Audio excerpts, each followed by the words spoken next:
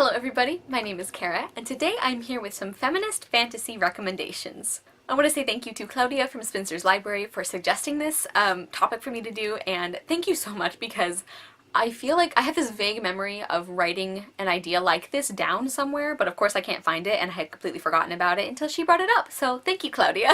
So I love fantasy novels and I love feminism, and I'm basically going to talk about some of the fantasy series, or standalones in some cases, that are, I think, just really great examples of feminism and like world issues and things like that done in a fantasy setting. I've got a really good mix of kind of like styles of fantasy, so I think that whether you're a fantasy lover and you're just looking for more, or maybe you're just getting into fantasy, or wherever you are, I think you're gonna find something you enjoy. So starting off with an oldie but goodie is the Enchanted Forest Chronicles by Patricia C. Reed. This is the first book, which is dealing with dragons, and this is such a fun, lighthearted, but definitely with an edge kind of fantasy series. If you really enjoy seeing fantasy tropes like poked fun of and like turned on their head, but also used in a very loving and appreciative way, I think you're definitely gonna enjoy this one. All of the characters are so much fun. The interactions are so funny, the adventures are really great, and Cymorine, the main character, is definitely a fierce, kind of unprincess-like princess. My one caveat with these is that I think reading them now that I'm older, I think I would have liked there to be a little bit more weight given to traditionally considered feminine activities and like ways of dressing and things like that. But I do think at the time when this was published, it was a big deal for a main female character to like not like dresses and to not like sewing and things like that. So even though I think that it's really important that we acknowledge the importance of those things, I do understand why they're not, like why they're downplayed in this series more, and I still highly recommend this series. Next, I have a recent read, and it is a standalone, and that is Circe by Madeline Miller.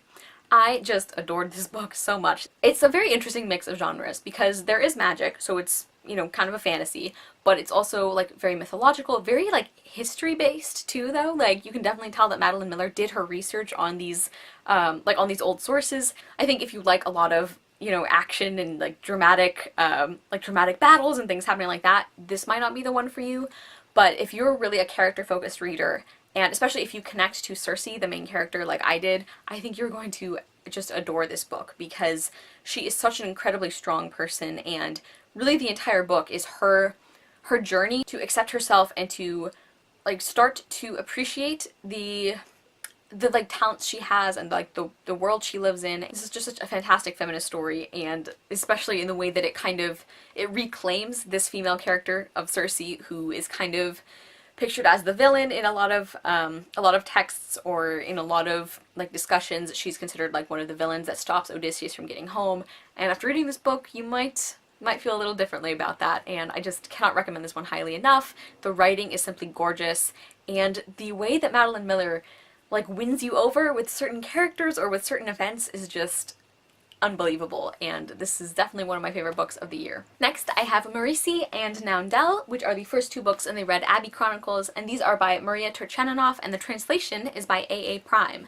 So yes, these are translated novels, and this has really inspired me to start seeking out more translated fantasy because I loved these so much. I think the author and the translator did an amazing job of not making the writing feel like, you know, clunky or kind of piecemeal, like I think it sometimes can happen with translations of other works. I think these work together so brilliantly. Now the first book is Marisi, and we follow a group of girls and women at the Red Abbey. And this is a sanctuary where all women are welcome, and especially a lot of them end up fleeing violence from men. And this is kind of their safe haven, and the plot of this story really kicks off when a new girl comes to the island, but then the trouble starts when the people on this island start worrying how far the people she left behind, the people that she was fleeing from, are willing to go in order to get her back. This book definitely doesn't shy away from dark topics, like there is an honor killing that is referenced and that is discussed, and there's a scene with sexual assault, and there is just so many things that this author doesn't flinch away from. Like the characters may be young, but they're not ignorant and they're not stupid, and they have grown up in a world that is very unkind to people like them. So of course they're aware of these things. And especially the second book, which is actually a prequel, Noundel, that one has a lot of trigger warnings. There is a rape in this book, there is suicide, self-harming, miscarriages, also physical abuse, I believe.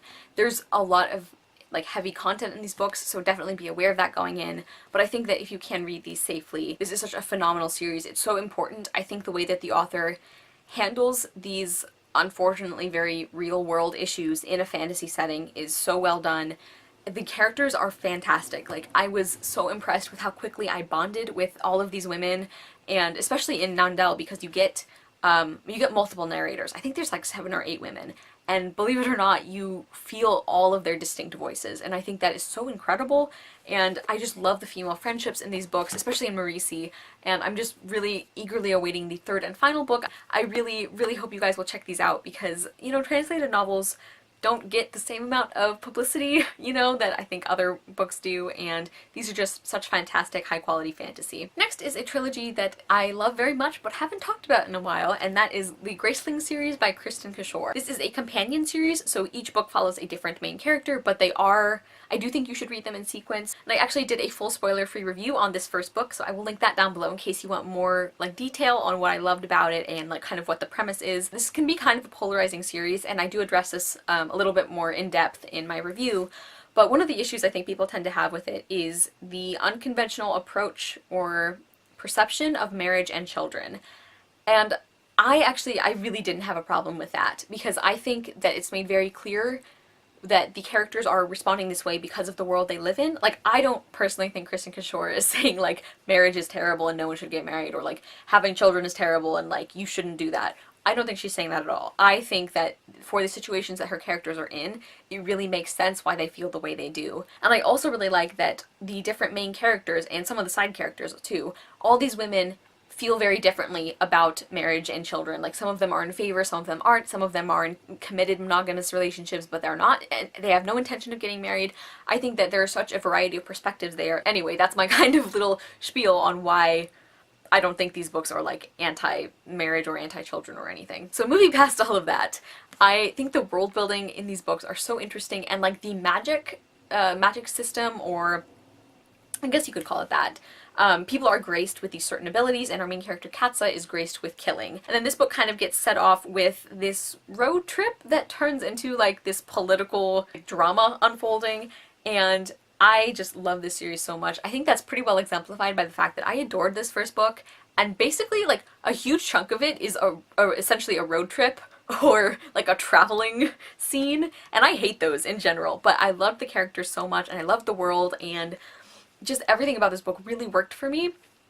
This series has one of the most terrifying villains I think I have ever read about, and it's so well done. This is another one where there is a lot of heavier content. I know that the 3rd book in particular has scenes of animal abuse and sexual assault as well, and I think most of those are told secondhand, but they can still be really upsetting. And another thing I love about this fierce feminist fantasy series, there's a lot of F's, is the way that each of the women, the main women, they show strength in such a different way. Like, Katsa is your very, like, typical, like, tough girl assassin. She's very, like, physically strong, but Fire, the main character from the second one, is very, like, nurturing, but she also is incredibly powerful. Like, you still wouldn't want to cross her, but it's in kind of a quieter way. And then Bitterblue in the 3rd book, I know some people don't like her.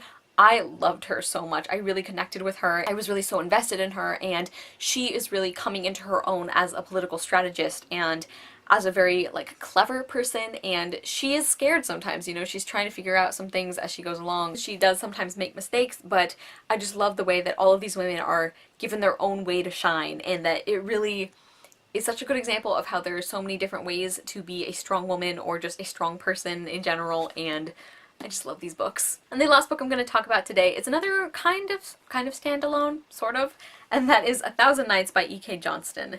This is a retelling of 1001 Nights, and I loved this one so much. I think it's definitely one of my favorite versions of that story I've read, and you guys know I have read a lot of retellings. I loved the fairy tale style of the writing. I just really, really enjoyed the focus of this story. One of the things I love about it, and actually the reason it's on this list, is that it really places importance on traditionally feminine pursuits and the art and the importance of women's work. I just think that is so like wonderfully woven into the story. Like, the fact that just because women aren't at the forefront of charging into battle or something, it doesn't mean that what they do doesn't have worth, and that becomes a really like intrinsic part of this plot and of the main character.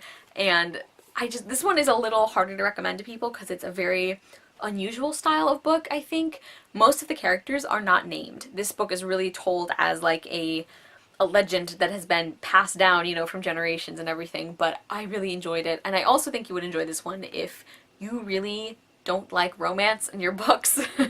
This one, I don't think it has any romance or like the barest hint of one, maybe, but this is not a love story about the Sultan and Shahrazad falling in love even though he's killed a bazillion women. Like, that's not what this is, and I really enjoyed that about this. I'm currently reading the sort of companion sequel. So far it seems like a pretty separate story, so I think you can definitely read this as like a full and complete story by itself, and I really enjoyed it. Okay everybody, so those are some of my favorite feminist fantasy books that I have read. I have so many more to talk about, but I wanted to keep it to a reasonable number for this video, so I might be doing a part 2 in the future because I can never get enough of like fierce women in fantasy books. I love it so much. Please let me know if you guys have read any of these, what you thought of them, or if you're going to read any of them in the future. Let me know some of your favorite feminist fantasy books in the comments. Thank you guys so much for watching. I will see you soon with another video, and I hope you love the next book you read. Bye!